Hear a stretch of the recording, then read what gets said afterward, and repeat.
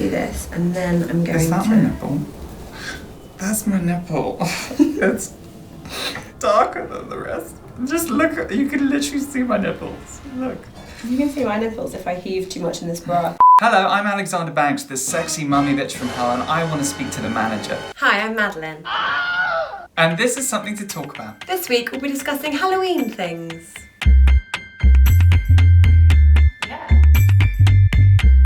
Halloween is the only time of the year I wish I was an American. It looks like it is so much more fun in America. Like, they have like a whole week and everybody dresses up, everybody has a party, everybody goes trick-or-treating. Whereas here, you go trick-or-treating in the countryside and you'll have like an old granny at the door and she'll go, "Oh, I think I have chocolate from 1992. Let me go and check the cupboard." Shuffle, shuffle, shuffle. Where I used to live in the countryside, if I'd gone trick-or-treating, I would have got shot. Was it religious? No, like... No, like, just, it's the countryside. All the farmers have guns. Oh, they're just going hunting. trespassing, right? Yeah, for like rabbits and shit. Have you ever been terrified? I have anxiety. So you're terrified I'm every day? always terrified, yeah. It's like Halloween every day for me. Getting the tube in the morning, Halloween. Going to any movie is a horror movie. It's like, you know, what if I get the wrong ticket? What if there's something like age check me even though I'm 21? It turns out I'm not allowed to go see a 12A. What if the popcorn is like too hot? I don't know, it's everything. When I think of my future and of, you know, my life so far, it's terrifying. I get really, really scared. But mostly, I'd say that there have been very few occasions where I'm actually scared. Is my nipple showing? Okay. I was once at home watching a movie on my laptop and I thought I heard someone coming up the stairs. So I stuck my head out and I was like, "Hello?" No one answered, so I thought, okay, maybe it was just like the background noise in the film. But I was also too scared to go and check. So then I put my headphones back in and I continued watching my film. And then a couple of minutes later, I heard footsteps. I took my headphones out and I was like, okay, I am certain there is someone here and now they know I'm home. I'm gonna die.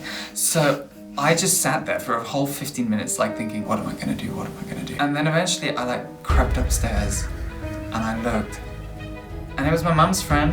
She had literally like found the door open and she was visiting my mum and my mum hadn't arrived home yet. And she was like, "It took you 15 minutes to do something." Well, I was like, yeah, because I was terrified. Because it's not like logical. It's not like someone's gonna like break into my house, like steal my TV and it's gonna murder me. It's like, what if there are monsters? Went to the Greyfriars Catkyard and we were walking around and in like the sort of corner there were like more graves that kind of were a bit like the tombs were a bit more tumbled down, a bit like derelict. There was like a plaque that literally had like a skull and crossbones on it, like a pirate flag, which was quite like goth and like quite funky. And then next to it there was a hole with bars. Literally the bars were like bent, Torn open. like bent apart. Matt and I looked at it and we're just like, we're gonna go that way. What are your views on the paranormal? Do you believe in ghosts? Yes. Not ghosts, as in like, you know, woo. Yeah.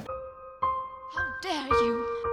How dare you? But like, you know, energy and Yeah. like, so like spiritual deposits left where people have died and things. Yeah. I mean, I want to. I think the world would be a far more interesting place if there was things like that around.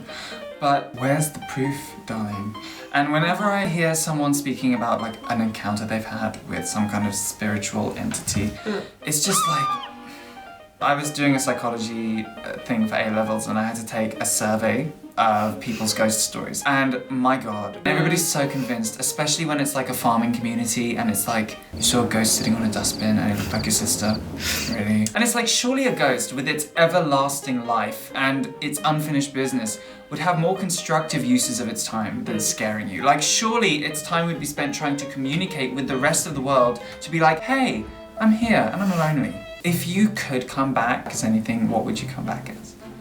As a, like another being? Yeah, another Like being, an another object. thing, an Cat. object, whatever you want. A cat, really? Pet cat, household cat.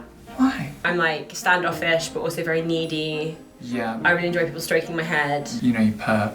I do. Yeah, there's that thing. Yeah. This is why dogs are better, because like they will always want attention. But I think I don't want someone who always wants attention. I do. I want someone who loves me unconditionally, and dogs are the only That's because animal you are capable the of that. person who always wants attention, so you like see yourself in the dog and you're like, sympathy. Yeah. I would come back as a panda. I'm a very firm believer in pandas. They are real. They are real. They're not a supernatural phenomenon. I know. They're real. I want to come back as a panda because they're protected in almost every country in the world. Everybody loves pandas. They're not valuable at all.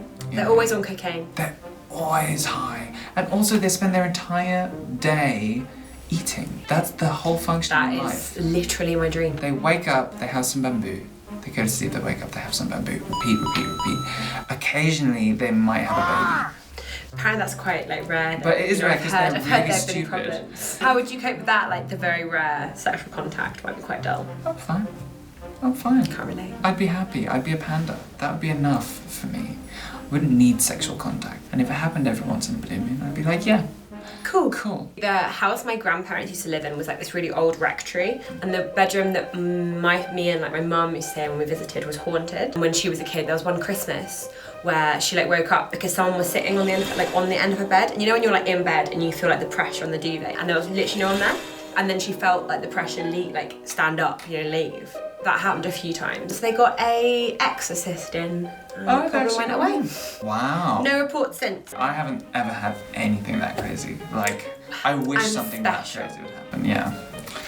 Like, I wish someone would bring some interest to my life. I don't want to be bored. Do you like scary movies? No. No, me neither. Absolutely not. I like it when there's a good story. No. So I've never really watched scary movies, but I'm so susceptible to jump scares and anything scary, but I will be haunted for weeks. I don't enjoy sitting there knowing that there's a jump scare coming. It's like literally my instincts are telling me something is not right, leave. And yet my brain is like, no, you chose to do this. But absolute peak of 14-year-old dating, going to a scary movie in the cinema and I'm so afraid. Yeah. Would you consider using a Ouija board?